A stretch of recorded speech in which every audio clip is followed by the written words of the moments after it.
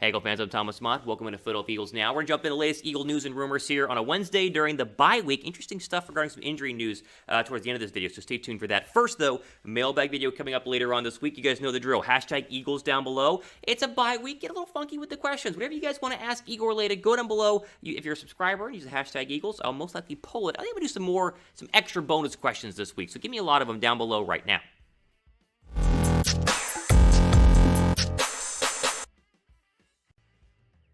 All right, so the story of, I guess, the week, in the next couple of weeks in Philadelphia is going to be quarterback controversy. If you Google Eagle News right now, all the websites and all the links and all the bloggers are talking about Minshew versus Hurts and this versus that, whereas internally it feels like there's no quarterback controversy. We mentioned this on Monday, talking about how Nick Sirianni said there's not going to be a controversy, but they've kind of doubled down on this, and it feels very, very clear that Philadelphia has no internal quarterback battle, that Gardner Minshew, we appreciate what you did on Sunday, essentially, go back to being a backup quarterback. Hurts will be healthy in 2 weeks when he comes back from the bye week, and that will be your starting quarterback. So even though Minshew was very good, and I admitted that on Monday, I still think that despite the fan outrage, you listen to sports radio in Philadelphia, you know there are people who don't like Jalen Hurts. The Eagles are adamant that Jalen Hurts is going to go ahead and be their starter for the future, and I definitely agree with that take. ESPN's Tim McManus, who's of course Philadelphia's the beat report writer for ESPN for Philadelphia, had a very interesting write-up on Gardner Minshew. I think that it's the right way of thinking, and I'll throw that up on your screen right now. Quote, Minshew can be an effective quarterback. He has 39 career touchdowns to 11 interceptions. He looked really good on Sunday, but it was against the Jets, who have a habit of making opposing quarterbacks look really good. Even before giving up 4 and 18 yards to the Eagles on Sunday, the Jets' defense was the NFL's worst through the first 12 weeks, according to ESPN's Football Power Index. Minshew mania is fun. It's natural to wonder what the offense might look like in their next game against Washington with him at the controls. But you don't have to look back very far at this team's history to know the short-sighted quarterback decisions often blow up in your face, end quote. I totally agree. 100%. Here's my take on this, and I think we can put it to bed unless there's more news in the future, and then we'll, wake it back up. I think Hurts starts until he fails. Now, this does not mean that if Jalen Hurts struggles a little bit in the first half against Washington that you bench him. If he struggles against Washington and then struggles against the Giants and then comes back and struggles against Washington again, like if it's a clear pattern of just going back to the Giant game 2 weeks ago and then forward to the Washington game and the Giants game, if he's struggling mightily, then sure, go ahead and bench him, insert Gardner Minshew. But once you do that, you got to remember, as soon as you bench Jalen Hurts, you're done.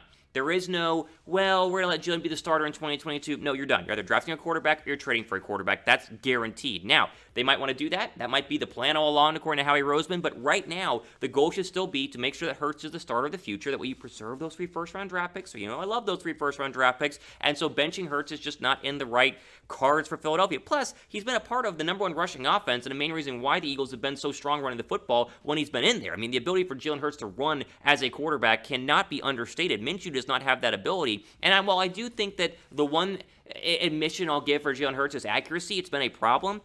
Up until the Giant game 2 weeks ago, he hadn't been turning the football over, and that was a key thing there. Even though he'd missed a couple of passes, he wouldn't turn the football over. If he goes back to not turning the football over, running the football well, and making the necessary throws against Washington, and winning, we'll forget all about the Gardner Minshew drama that has been here over the past couple of days. Now, naturally, if there is a quarterback change, if they just... if something crazy happens, if Hurts' ankle isn't healthy or whatever, we will cover it here on the channels. Make sure you guys are subscribed by going down below and hitting that red subscribe button because we got you up to date on all season long in terms of news and rumors, mailbag videos, and everything in between. So go down below and subscribe.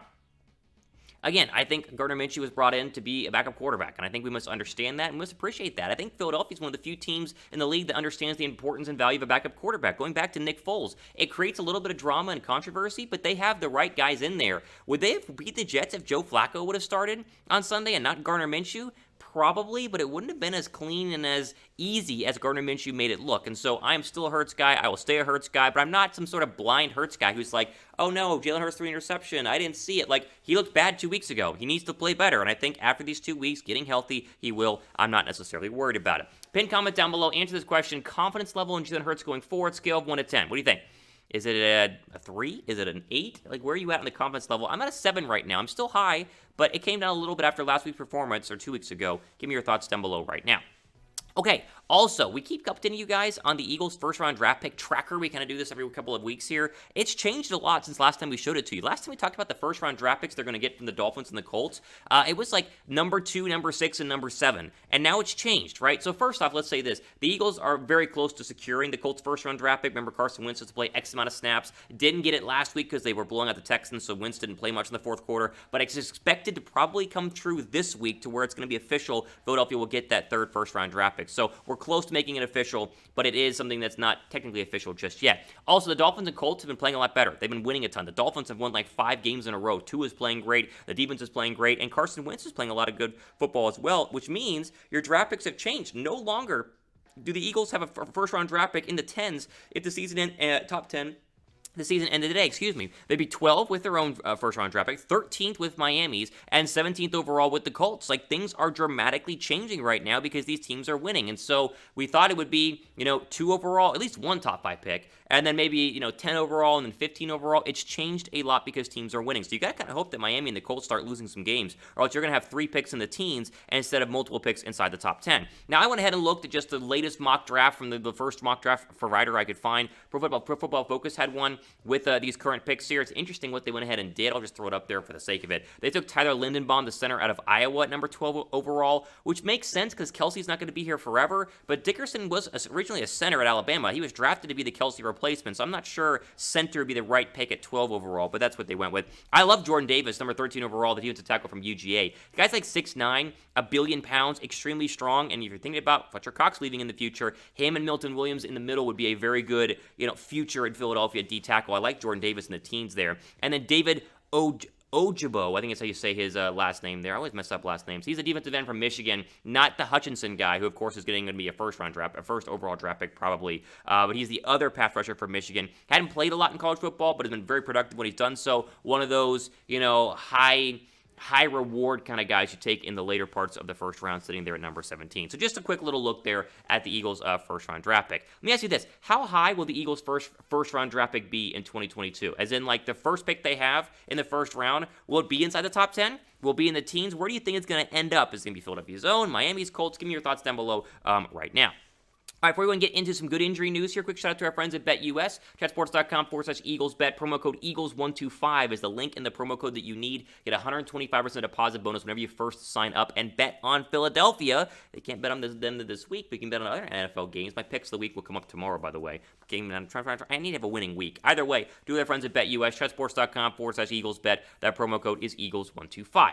All right, quickly, we have good injury news. The bye week comes at a perfect time. I mentioned that on Monday. As it currently stands, Jason Kelce's knee, he's expected to be good to go they're 2 weeks from now. That's fantastic news. Jordan Howrd will be back in 2 weeks against the Washington football team, his knee injury. Steven Nelson, who left late in the Jets game with a shoulder injury, he should be fine. And then the big one here, Brandon Brooks. They haven't given us a full update on him. They said after the bye week, they'll give an update on the pectoral muscle. We're in that kind of green area where Brandon Brooks could come back and be healthy there at right guard. Remember, he, of course, has not played hardly at all this year due to a torn pec. That could be some big news coming up next week, and so stay tuned for that. Hopefully we have some big news there.